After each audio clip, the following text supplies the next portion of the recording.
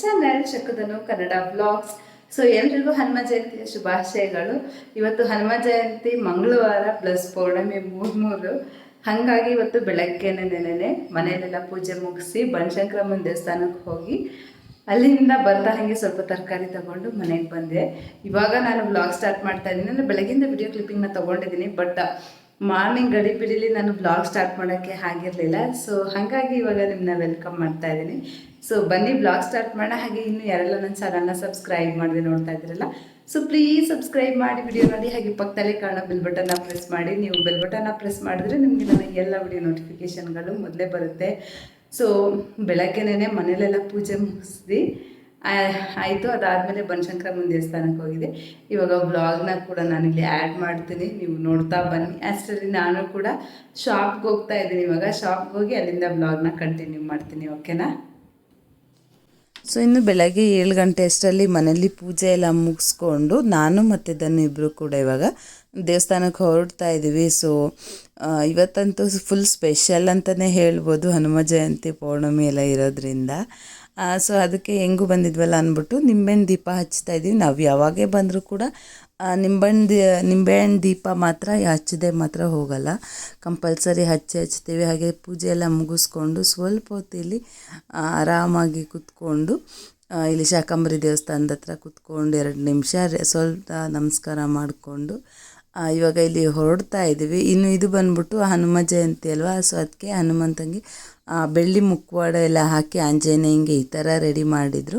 ಇನ್ನು ನಾವು ಹೋಗುವಾಗ ಇದು ಪಲ್ಲಕ್ಕಿ ಥರದ್ದು ಪೂಜೆ ಕೂಡ ನಡೆಸ್ತಾ ಇದ್ದು. ಸರಿ ಆಯಿತು ಅಂತೇಳಿ ಅದರಿಂದನೇ ಹೋಗಿ ಅಲ್ಲಿಂದ ಇಲ್ಲಿ ಸಾರಾಕಿ ಸಿಗ್ನಲಲ್ಲಿ ಧನು ಬಂದ್ಬಿಟ್ಟು ನಾನು ಶಾಪ್ಗೆ ಐಟಮ್ ತೊಗೊಬರ್ತೀನಿ, ಅಷ್ಟರಲ್ಲಿ ತರಕಾರಿ ಎಲ್ಲ ಏನು ಬೇಕೋ ತೊಗೊಳ್ತಾ ಇರು ಅಂತೇಳಿ ನನ್ನ ಇಲ್ಲಿ ಮಾರ್ಕೆಟ್ ಹತ್ರ ಬಿಟ್ಬಿಟ್ಟು ಹೋದರು. ಮಾರ್ಕೆಟ್ ಅಂದರೆ JP ನಗರ ಸಾರಾಕಿನಲ್ಲಿ ಬೆಳಗ್ಗೆ ಒಂದು 9 ಗಂಟೆ 10 ಗಂಟೆವರೆಗೂ ಫ್ರೆಶ್ ಆಗಿ ತರಕಾರಿ ಎಲ್ಲ ಸಿಗ್ತಾ ಇರುತ್ತೆ.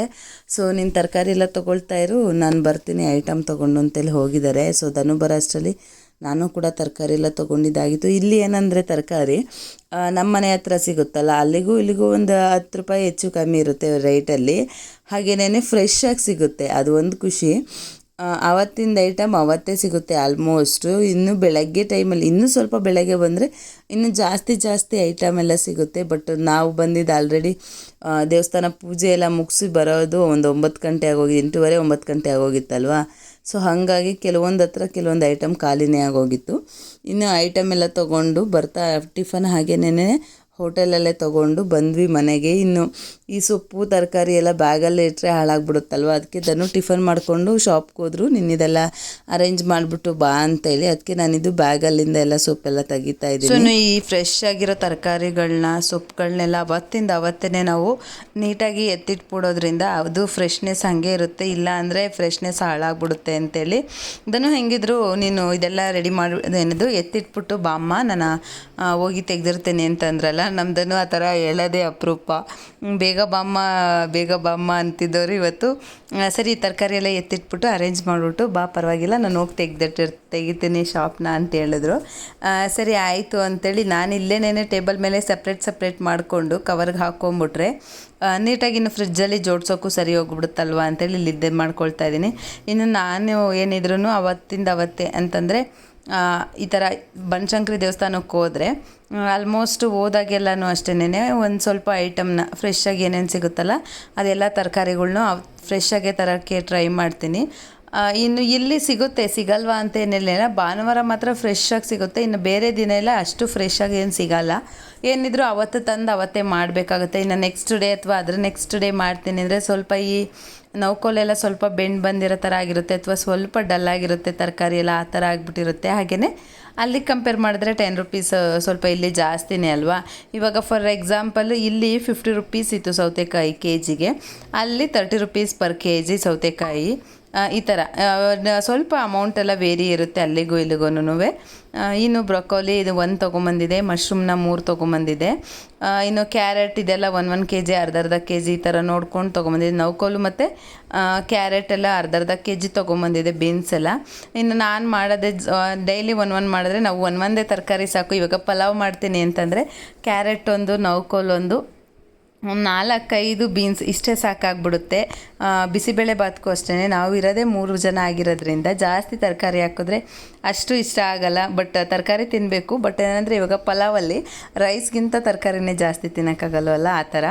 ಇನ್ನು ಇವಾಗ ಬೇಸಿಗೆ ಆಗಿರೋದ್ರಿಂದ ನಾವು ಬಾಡಿನ ಹೈಡ್ರೇಟಾಗಿ ಇಟ್ಕೊಳ್ಳೋದು ತುಂಬಾ ಅವಶ್ಯಕತೆ ಇರುತ್ತೆ. ಇನ್ನು ಬರೀ ನೀರೇ ಕುಡಿದ್ರಿಂದ ನಮಗೆ ಹೈಡ್ರೇಟಾಗಿರ್ತೀವಿ ಅಂತ ಹೇಳೋಕ್ಕೆ ಆಗಿಲ್ಲ.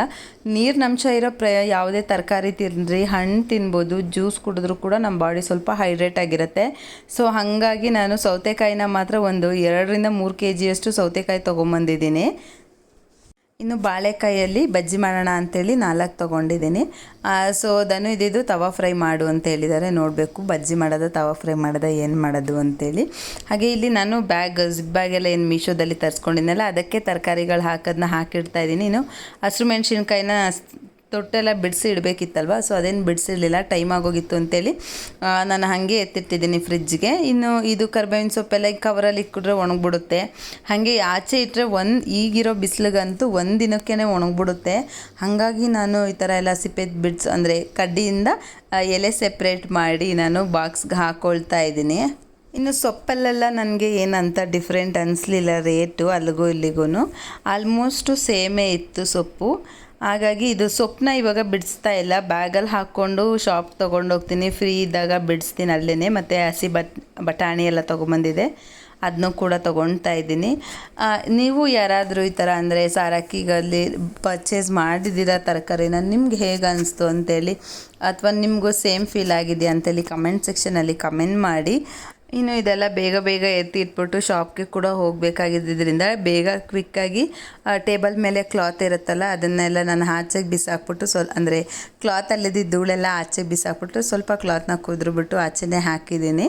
ಇನ್ನು ಇದು ಮಣ್ಣೆಲ್ಲ ಇತ್ತಲ್ಲ, ಇದೆಲ್ಲ ಎತ್ತಿಡ್ತಾ ಇದ್ದೀನಿ. ಇನ್ನು ನೀಟಾಗಿ ಎಲ್ಲ ಮಾಡೋಕ್ಕೆ ಟೈಮೆಲ್ಲ ಇರಲಿಲ್ಲ. ಇನ್ನು ಅಂಗಡಿಗೆಲ್ಲ ಹೋಗಿ ಅಂಗಡಿಲೂ ಕೂಡ ಪೂಜೆ ಎಲ್ಲ ಮಾಡಬೇಕಿತ್ತು. ಇದನ್ನು ಕೂಡ ಅಷ್ಟರಲ್ಲೆಲ್ಲ ಕ್ಲೀನ್ ಆದರೆ ಟೈಮ್ ಇದ್ದರೆ ಕ್ಲೀನೆಲ್ಲ ಮಾಡಿರ್ತೀನಿ ಬಾಮ್ಮ ಅಂತ ಹೇಳಿದ್ರಲ್ವ. ಸೊ ಹೋಗಿ ಪೂಜೆ ಎಲ್ಲ ಮುಗಿಸ್ಬೇಕು. ಸೊ ಇನ್ನು ಶಾಪಿಗೆ ಬಂದು ಸ್ವಲ್ಪ ಕಸ್ಟಮರ್ ಇದ್ದಿದ್ದರಿಂದ ಅದನ್ನು ಕ್ಲೀನ್ ಮಾಡಿರಲಿಲ್ಲ. ಸರಿ ಆಯಿತು ಅಂತೇಳಿ ಒಬ್ಬರು ಕಸ ಗುಡಿಸ್ದಂಗೆ ಇನ್ನೊಬ್ಬರು ನೆಲ ಒರೆಸ್ಕೊಟ್ಬಿಟ್ಟು ಒಬ್ರಿಗೊಬ್ರು ಕೆಲಸ ಮಾಡಿಕೊಂಡು ಇಲ್ಲಿ ಪೂಜೆ ಮಾಡಿದ್ವಿ. ಇನ್ನು ಶಾಪಲ್ಲಿ ಪೂಜೆ ಮಾಡಿದಾಗ ಏನೋ ಒಂಥರ, ಅದರಲ್ಲೂ ಬೆಳಗ್ಗೆನೇ ಏನಾದರೂ ಪೂಜೆ ಮಾಡಿದ್ರೆ ಒಂಥರ ಮೈಂಡ್ ಕೂಡ ರಿಫ್ರೆಶ್ ಆಗಿರುತ್ತೆ, ಒಂಥರ ಒಳ್ಳೆ ಗುಡ್ ವೈಬ್ಸ್ ಇದ್ದಂಗೆ ಇರುತ್ತೆ. ಸೊ ಸಖತ್ತಾಗಿರುತ್ತೆ. ನನಗಂತೂ ಒಂಥರ ಬ್ಲೆಸ್ಸಿಂಗ್ ಫೀಲ್ ಆಗ್ತಾ ಇರುತ್ತೆ. ಸೊ ಇದು ಬಂದ್ಬಿಟ್ಟು ನೆಕ್ಸ್ಟ್ ಡೇ ಅಂದರೆ ಬುಧವಾರ ಬೆಳಗ್ಗೆ ವ್ಲಾಗ್ನ ಕಂಟಿನ್ಯೂ ಮಾಡ್ತಾ ಇದ್ದೀನಿ. ಮಂಗಳವಾರ ಸಂಜೆ ಮನೆಗೆಲ್ಲ ಬಂದು ವ್ಲಾಗ್ ಕಂಟಿನ್ಯೂ ಮಾಡೋಕ್ಕಾಗಿರಲಿಲ್ಲ.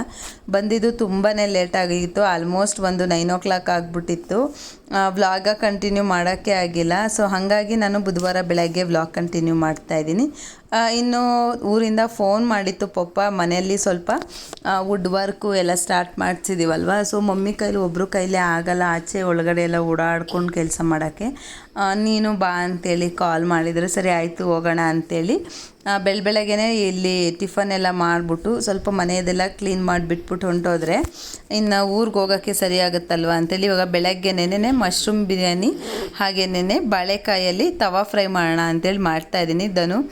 ಬಾಳೆಕಾಯಲ್ಲಿ ತವಾ ಫ್ರೈ ಮಾಡಮ್ಮ ಚೆನ್ನಾಗಿರುತ್ತೆ ಅಂತೇಳಿತ್ತು. ಸೊ ಅದಕ್ಕೇನೆ ಬಾಳೆಕಾಯಲ್ಲಿ ಇವತ್ತು ತವಾ ಫ್ರೈ ಮಾಡೋಣ ಅಂತೇಳಿ ಇವಾಗ ರೆಡಿ ಮಾಡ್ಕೊಳ್ತಾ ಇದ್ದೀನಿ. ಇನ್ನು 2 ಬಾಳೆಕಾಯಿ ತೊಗೊಂಡಿದ್ದೀನಿ. ನಮ್ಮ ಮನೇಲಿ ಕಮ್ಮಿ ಜನ ಆಗಿರೋದ್ರಿಂದ ನಮಗೆ 2 ಬಾಳೆಕಾಯಲ್ಲೇ ಸಾಕಾಗುತ್ತೆ. ಇದನ್ನು ಚೆನ್ನಾಗಿ ಸಿಪ್ಪೆ ಎಲ್ಲ ಬಿಡಿಸ್ಕೊಂಡು ನೀಟಾಗಿ ತೊಳ್ಕೊಬೇಕು. ಇನ್ನು ಬಾಳೆಕಾಯಿ ಬಜ್ಜಿಗಾಗಿರ್ಬೋದು, ಈ ಥರ ತವಾ ಫ್ರೈಗೆಲ್ಲ ಆಗಿರ್ಬೋದು, ಈ ಥರ ಉದ್ದುದಕ್ಕೆ ಸಣ್ಣಗೆ ಸ್ಲೈಸ್ ಮಾಡಿಕೊಂಡ್ರೆ ಚೆನ್ನಾಗಿರುತ್ತೆ. ನಾನು ಇವಾಗ ಆಲ್ರೆಡಿ ನನ್ನ ಯೂಟ್ಯೂಬ್ ಚಾನಲಲ್ಲಿ ಬಾಳೆಕಾಯಲ್ಲಿ ರವಾ ಫ್ರೈ ಹೇಗೆ ಮಾಡ್ಕೊಳ್ಳೋದು ಅಂತೇಳಿ ನಾನು ವ್ಲಾಗ್ನ ಹಾಕಿದ್ದೀನಿ, ರೆಸಿಪಿ ವಿಡಿಯೋನ ಹಾಕಿದ್ದೀನಿ. ಇನ್ನು ಯಾರೆಲ್ಲ ವಿಡಿಯೋನ ನೋಡಿಲ್ಲಲ್ಲ, ಇಲ್ಲಿ ಐ ಕಾರ್ಡಲ್ಲಿ ಹಾಗೆ ಡಿಸ್ಕ್ರಿಪ್ಷನ್ ಬಾಕ್ಸಲ್ಲಿ ಕೂಡ ಲಿಂಕ್ ಹಾಕಿರ್ತೀನಿ. ಪ್ಲೀಸ್ ಒಂದ್ಸಲ ಚೆಕ್ಔಟ್ ಮಾಡಿ, ಟ್ರೈ ಮಾಡಿ, ರೆಸಿಪಿ ಹೇಗೆ ಬಂತು ಅಂತೇಳಿ ಕಮೆಂಟ್ ಸೆಕ್ಷನಲ್ಲಿ ಕಮೆಂಟ್ ಮಾಡಿ. ಹಾಗೆಯೇ ಇಲ್ಲಿ ಬಾಳೆಕಾಯಿನೆಲ್ಲ ಸ್ವಲ್ಪ ನೀರಲ್ಲಿ ಇಟ್ಟಿದ್ದೀನಿ, ಅದು ಕಟ್ ಮಾಡಿಬಿಟ್ಟು ಅದು ಸ್ವಲ್ಪ ಅಂಟು ಥರ ಇರುತ್ತಲ್ಲ ಅದೆಲ್ಲ ಸ್ವಲ್ಪ ಕಮ್ಮಿ ಆಗುತ್ತೆ ಅಂತೇಳಿ. ಇನ್ನು ನಾನು ಇದು ಸ್ವೀಟ್ ಕಾರ್ನ್ ಬರುತ್ತಲ್ಲ ಲೂಸು, ಇದನ್ನು ತೊಗೊಂಬಂದಿದ್ದೆ. ಸರಿ ಆಯಿತು ಇದನ್ನ ಬೇಯಿಸೋಕ್ಕೆ ಇಡೋಣ ಅಂತೇಳಿ ಸೊ ಒಂದು ಬಾಣಲಿಲಿ ಸ್ವಲ್ಪ ನೀರು ಹಾಕ್ಬಿಟ್ಟು ಇದು ಸೋಸೋದು ಜಾಲರ ಥರ ಏನು ಸ್ಟೀಮರ್ ಥರ ಬರುತ್ತಲ್ಲ ಅದನ್ನು ನಾನು ಇಟ್ಟಿದ್ದೀನಿ. ಅದರಲ್ಲಿ ಹಾಕಿದರೆ ಒಂಥರ ಸ್ಟೀಮಲ್ಲೇ ಬೇಯಿಸ್ಕೊಳ್ಳೋಣ ಅಂತೇಳಿ ಇವಾಗ ಫಸ್ಟು ತೊಳ್ಕೊಳ್ತೀನಿ. ಯಾಕೆಂದರೆ ಅದು ಜೋಳದ ಕೂದಲು ಥರದ್ದೆಲ್ಲ ಇರುತ್ತಲ್ವ, ಮತ್ತು ಅವರು ಎಲ್ಲ ಪ್ಯಾಕ್ ಮಾಡುವಾಗೆಲ್ಲ ಇದು ಮಾಡಿರ್ತಾರಲ್ವ. ಸೊ ಹಾಗಾಗಿ ಒಂದು 2 ಥರದ್ದು ನೀಟಾಗಿ ತೊಳ್ಕೊಬಿಟ್ಟು ಅದಾದಮೇಲೆ ನಾನಿಲ್ಲಿ ಬೇಯಿಸೋಕೆ ಇಡ್ತಾಯಿದ್ದೀನಿ. ಇನ್ನು ಈ ಜೋಳಕ್ಕೆ ಒಂದು ತಟ್ಟೆನ ಕ್ಲೋಸ್ ಮಾಡಿಬಿಟ್ಟು ಮಶ್ರೂಮ್ ಬಿರಿಯಾನಿ ಮಾಡಬೇಕು ಅಂದ್ಕೊಂಡಿದ್ದೀನಲ್ಲ, ಅದಕ್ಕೆಲ್ಲ ಮಶ್ರೂಮ್ನೆಲ್ಲ ಕ್ಲೀನ್ ಮಾಡ್ಕೊಳ್ತಾ ಇದ್ದೀನಿ. ನಾನು ಯಾವಾಗಲೂ ಅಡುಗೆ ಮಾಡುವಾಗ ಎಲ್ಲ ಈ ಥರ ಅಂದರೆ ಕಟ್ ಮಾಡಬೇಕಾಗಿರುತ್ತಲ್ಲ, ಅದನ್ನೆಲ್ಲ ಕಟ್ ಮಾಡ್ಕೊಂಡು ಸಿಪ್ಪೆ ತೆಗೆದಿಟ್ಕೊಂಬಿಟ್ಟು ಬೇಯೋದಿಟ್ಬಿಟ್ರೆ ಇವಾಗ ನಾನು ಮಶ್ರೂಮ್ ಕ್ಲೀನ್ ಮಾಡೋ ಅಷ್ಟರಲ್ಲಿ ಜೋಳ ಕೂಡ ಬೇಯ್ಕೊಳ್ಳುತ್ತೆ. ಹಾಗೆ ಸ್ವಲ್ಪ ಬಾಳೆಕಾಯಿ ಕೂಡ ತೊಳ್ದಂಗೆ ಆಗುತ್ತಲ್ವ.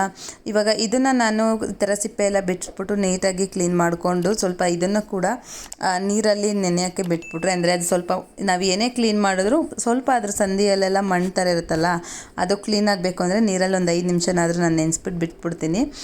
ಇವಾಗ ಅದನ್ನ ನೆನೆಸ್ಬಿಟ್ಟು ತೊಳೆದ್ಬಿಟ್ಟು ನೀರು ಸೋರೋಕ್ಕೆ ಅಂತೇಳಿ ಸೈಡ್ಗೆ ಎತ್ತಿಟ್ಟಿದ್ದೀನಿ. ಹಾಗೆ ಇಲ್ಲಿ ಬಾಳೆಕಾಯಿ ತವಾ ಫ್ರೈ ಮಾಡ್ಕೊಳ್ಳೋಕ್ಕೆ ಅಂತೇಳಿ ಒಂದು ಬೌಲ್ಗೆ ಇವಾಗ ಫಸ್ಟು 2 ಸ್ಪೂನ್ ಧನಿಯಾ ಪುಡಿ, 1/4 ಸ್ಪೂನಷ್ಟು ಗರಂ ಮಸಾಲ, ಹಾಗೆ 1 ಸ್ಪೂನಷ್ಟು ಚಿಲ್ಲಿ ಪೌಡರು, ಸ್ವಲ್ಪ ಅಂದರೆ ಒಂದು ಚಿಟಿಕೆಯಷ್ಟು ಅರಿಶಿನ ಪುಡಿ ಕಲರ್ಗೋಸ್ಕರ, ಹಾಗೆಯೇ ಒಂದು ಅರ್ಧ ಸ್ಪೂನಷ್ಟು ಪುಡಿ ಉಪ್ಪು. ನೀವು ಉಪ್ಪು ಖಾರ ನಿಮಗೆ ಎಷ್ಟು ಬೇಕಲ್ವ ಕ್ವಾಂಟಿಟಿ, ಉಪ್ಪು ಸ್ವಲ್ಪ ಬೇಕಂದರೆ ಉಪ್ಪು ಹಾಕ್ಕೊಳ್ಳಿ, ಖಾರ ಬೇಕಂದರೆ ಖಾರ ಹಾಕ್ಕೊಳ್ಳಿ. ಬಟ್ ನಮ್ಮ ಮನೆಗೆ ನಾನು ಖಾರ ಸ್ವಲ್ಪ ಮಕ್ಕಳೆಲ್ಲ ತಿನ್ನೋದ್ರಿಂದ ನನ್ನ ಮಗನಿಗೆ ಖಾರ ಜಾಸ್ತಿ ತಿನ್ನಲ್ಲ, ಸೊ ಸ್ವಲ್ಪ ಮೀಡಿಯಮ್ ಖಾರನೇ ಹಾಕ್ಕೊಂಡಿದ್ದೀನಿ. ಮತ್ತು ಈ ಕನ್ಸಿಸ್ಟೆನ್ಸಿ ಅಂದರೆ ಈ ಉಪ್ಪು ಖಾರ ಎಲ್ಲ ಕ್ವಾಂಟಿಟಿ ಕರೆಕ್ಟಾಗಿತ್ತು. ಇನ್ನು ಒಂದು 2-3 ಸ್ಪೂನಷ್ಟು ನಿಂಬೆಹಣ್ಣು ರಸನ ನಾನಿಲ್ಲಿ ಹಾಕ್ಕೊಳ್ತಾ ಇದ್ದೀನಿ. ಒಂದು ಸ್ವಲ್ಪ ನಿಂಬೆಹಣ್ಣನ್ನು ನೀರಲ್ಲಿ ನೆನೆಸಿಟ್ಟಿದೆ, ಅದು ನೆನೆಯೋಕ್ಕೆ ಅಂತೇಳಿ. ಸ್ವಲ್ಪ ಗಟ್ಟಿ ಇರೋ ಥರನೇ ನಾನು ನಿಂಬೆಹಣ್ಣು ರಸನ ನಾನಿಲ್ಲಿ ಹಾಕ್ಕೊಳ್ತಾ ಇದ್ದೀನಿ. ಏಕೆಂದರೆ ನಿಂಬೆಹಣ್ಣು ರಸ ಸ್ವಲ್ಪ ತೆಳ್ಳ ಮಾಡ್ಕೊಂಬಿಟ್ರೆ ಈ ನಾವು ಬಾಳೆಕಾಯಿ ಮೇಲೆ ಏನು ನಾವು ಮಸಾಲೆನ ಅಪ್ಲೈ ಮಾಡ್ತೀವಲ್ಲ, ಅದು ಸ್ವಲ್ಪ ನೀರು ಥರ ತೆಳ್ಳ ಆಗೋದ್ರೆ ಬಾಳೆಕಾಯಿಗೆ ನೀಟಾಗಿ ಮಸಾಲೆ ಎಲ್ಲ ಹಿಡಿಯೋದಿಲ್ಲ. ಸೊ ಅದು ನಾವು ಕೈಯಲ್ಲಿ ಅಪ್ಲೈ ಮಾಡ್ತೀವಲ್ಲ, ಆವಾಗ ನೀಟಾಗಿ ಇದು ಮಾಡ್ಕೊಬೇಕು. ಆ ಥರ ಕನ್ಸಿಸ್ಟೆನ್ಸಿಲಿದ್ರೆ ಮಾತ್ರ ನೀಟಾಗಿ ಆಗೋದು. ಇವಾಗ ತೋರಿಸ್ತಾ ಇದ್ದೀನಲ್ಲ, ಈ ಕನ್ಸಿಸ್ಟೆನ್ಸಿ ಇದ್ದರೆ ಸಾಕು. ನಿಮಗೆ ಹುಣಸೆ ರಸ ಬೇಡ ಅಂದರೆ ಒಂದು 1/4 ಭಾಗದಷ್ಟು ನಿಂಬೆಹಣ್ಣು ಕೂಡ ಹಾಕ್ಕೋಬೋದು. ಬಟ್ ಈ ಹುಣಸೆ ಹಾಕಿದ್ರೆ ಏನಂತಂದರೆ ಒಂದು ಸ್ವಲ್ಪ ಲೈಟಾಗಿ ಫಿಶ್ ತವಾ ಫ್ರೈ ಬರುತ್ತಲ್ಲ, ಅದೇ ಥರ ಹುಳಿ ಎಲ್ಲ ಕೊಡುತ್ತೆ. ಅದು ಒಂದು ರೀಸನ್ನಿಂದಾಗಿ ನಾನು ಹುಣಸೆಹಣ್ಣು ರಸನ ಹಾಕ್ಕೊಂಡಿದ್ದೀನಿ. ಇನ್ನು ಇಲ್ಲಿ ಇವಾಗ ಬಾಳೆಕಾಯಿಗೆಲ್ಲ ತೆಗೆದ್ಬಿಟ್ಟು ಒಂದು ಸ್ವಲ್ಪ ಮಸಾಲೆನ ನಾನು ಅಪ್ಲೈ ಮಾಡ್ಕೊಳ್ತಾ ಇದ್ದೀನಿ. ನನಗೆ ಈ ಥರ ಎಲ್ಲ ಏನಾದರೂ ಮಸಾಲೆ ಅಪ್ಲೈ ಮಾಡಬೇಕು ಅಂದರೆ ಕೈಯಲ್ಲೇ ನನಗೆ ಆರಾಮ ಅನಿಸುತ್ತೆ. ನನಗೆ ಸ್ಪೂನಲ್ಲೆಲ್ಲ ಅಪ್ಲೈ ಮಾಡೋದು ನೀಟಾಗಿ ಅಪ್ಲೈ ಮಾಡಿದೆ ಅನ್ಸೋ ಥರ ಆಗೋಲ್ಲ. ಸೊ ಹಾಗಾಗಿ ನನಗೆ ಯಾವ ಥರ ಕಂಫರ್ಟಬಲ್ ಇರುತ್ತಲ್ಲ ಅದೇ ಥರ ನಾನು ಅಪ್ಲೈ ಮಾಡ್ತಾಯಿದ್ದೀನಿ. ಈ ಥರ ಕೈಯಲ್ಲೆಲ್ಲ ನೀಟಾಗಿ ಪ್ರತಿಯೊಂದು ಸೈಡು ನೋಡ್ಕೊಂಡು ಈ ಥರ ಅಪ್ಲೈ ಮಾಡಿಕೊಂಡ್ರೆ ಫುಲ್ಲು ಬಾಳೆಕಾಯಿಗೆಲ್ಲ ಉಪ್ಪು ಖಾರ ನೀಟಾಗಿ ಹಿಡಿಯುತ್ತೆ. ಟೇಸ್ಟ್ ಕೂಡ ಬೊಂಬಾಟಾಗುತ್ತೆ. ಸೊ ನೀವು ಒಂದು ಸಲ ಮನೇಲಿ ಟ್ರೈ ಮಾಡಿ ನೋಡಿ, ಈಸಿಯಾಗೆ ರೆಸಿಪಿ ಮಾಡ್ಕೋಬೋದು. ನನಗೇನು ಅಂಥ ರಿಸ್ಕ್ ಅನಿಸಿಲ್ಲ, ಆರಾಮಾಗಿ ಈಸಿಯಾಗಿ ಟಿಫನ್ ಟೈಮಲ್ಲೇ ಮಾಡ್ಕೊಬಿಟ್ಟೆ ನಾನು. ಸೊ ಒಂದು ಸಲ ಟ್ರೈ ಮಾಡಿ ನೋಡಿ, ನೀವು ಕೂಡ ಖಂಡಿತ ತುಂಬ ಚೆನ್ನಾಗಾಗುತ್ತೆ. ಈ ಥರ ನೋಡ್ತಾ ಇರ್ಬೋದು, ಇಷ್ಟು ಗಟ್ಟಿ ಇದ್ದರೆ ಸಾಕು.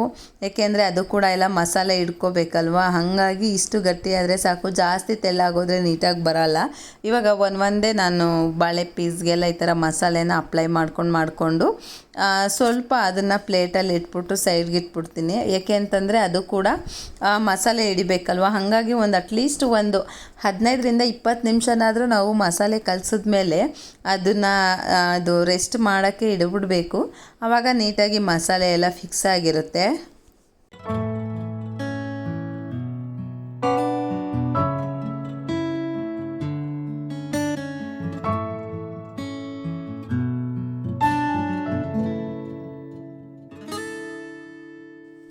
ಸೊ ಇನ್ನು ಮಸಾಲೆ ಎಲ್ಲ ಕಲಸಿಟ್ಬಿಟ್ಟು ಸೈಡ್ಗಿಟ್ಟೆ, ಅದು ಸ್ವಲ್ಪ ರೆಸ್ಟ್ ಮಾಡಲಿ ಅಂತೇಳಿ, ಅಂದರೆ ಮಸಾಲೆ ಎಲ್ಲ ನೀಟಾಗಿ ಸೆಟ್ ಆಗಲಿ ಅಂತೇಳಿ. ಹಾಗೆ ಇಲ್ಲಿ ನನ್ನ ಮಗನಿಗೆ ಬನಾನಾ ಮಿಲ್ಕ್ ಶೇಕ್ ಮಾಡಿಕೊಟ್ಟಿದ್ದೀನಿ. ಸೊ ಇವಾಗ ಧನು ಕೂಡ ಬರ್ತಾಯಿದ್ದಾರೆ, ರೆಡಿ ಆಗಿದ್ದಾರೆ.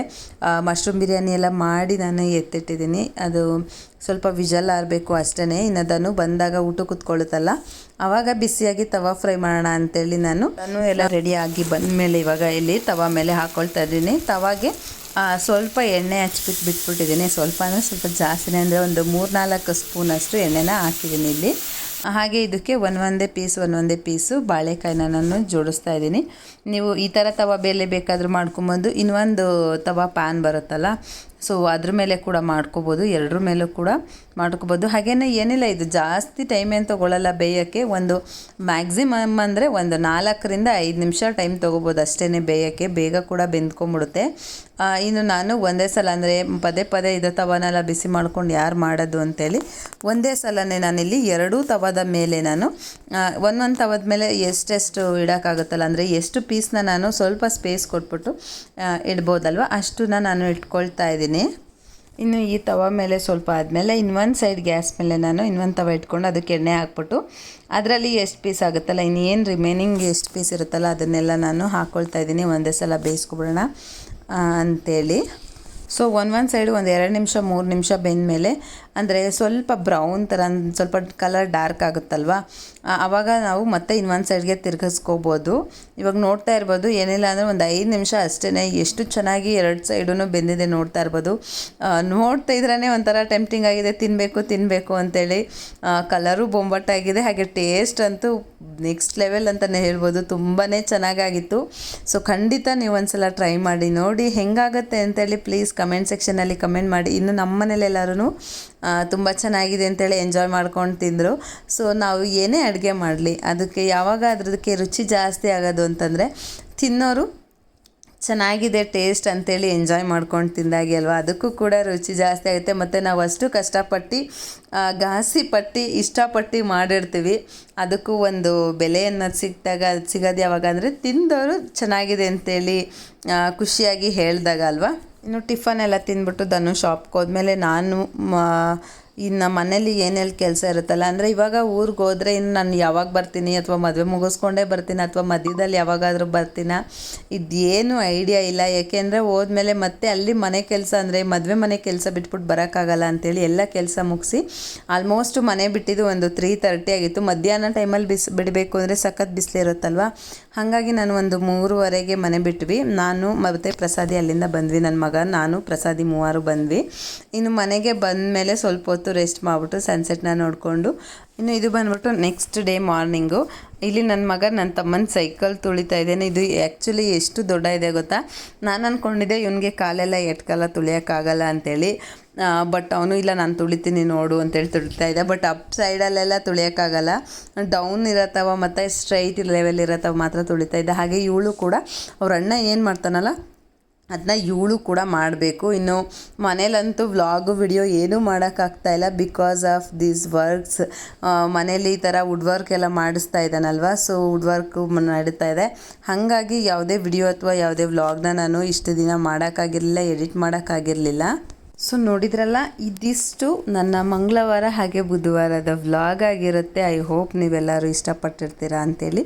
ನಿಮಗೇನಾದರೂ ಸ್ವಲ್ಪನಾದರೂ ಈ ವ್ಲಾಗ್ ಇಷ್ಟ ಆಗಿದರೆ ಪ್ಲೀಸ್ ಲೈಕ್ ಮಾಡಿ, ಶೇರ್ ಮಾಡಿ. ಹಾಗೆ ಇನ್ನೂ ಯಾರೆಲ್ಲ ನನ್ನ ಚಾನಲ್ನ ಸಬ್ಸ್ಕ್ರೈಬ್ ಮಾಡದೆ ನೋಡ್ತಾ ಇದ್ದೀರಲ್ಲ, ಸೊ ಪ್ಲೀಸ್ ಸಬ್ಸ್ಕ್ರೈಬ್ ಮಾಡಿ ವಿಡಿಯೋ ನೋಡಿ. ಹಾಗೆ ಪಕ್ಕದಲ್ಲೇ ಕಾಣೋ ಬೆಲ್ ಬಟನ್ನ ಪ್ರೆಸ್ ಮಾಡಿ. ನೀವು ಬೆಲ್ ಬಟನ್ನ ಪ್ರೆಸ್ ಮಾಡಿದ್ರೆ ನಿಮಗೆ ನನ್ನ ಎಲ್ಲ ವಿಡಿಯೋ ನೋಟಿಫಿಕೇಷನ್ಗಳು ಮೊದಲೇ ಬರುತ್ತೆ. Okay bye, take care. ಮತ್ತೆ ನಮ್ಮ ವ್ಲಾಗಲ್ಲೇ ಸಿಗ್ತೀನಿ ಅಂತ ಹೇಳ್ತಾ ಇವತ್ತಿನ ಈ ವ್ಲಾಗ್ನ ನಾನು ಏನು ಮಾಡ್ತಾಯಿದ್ದೀನಿ.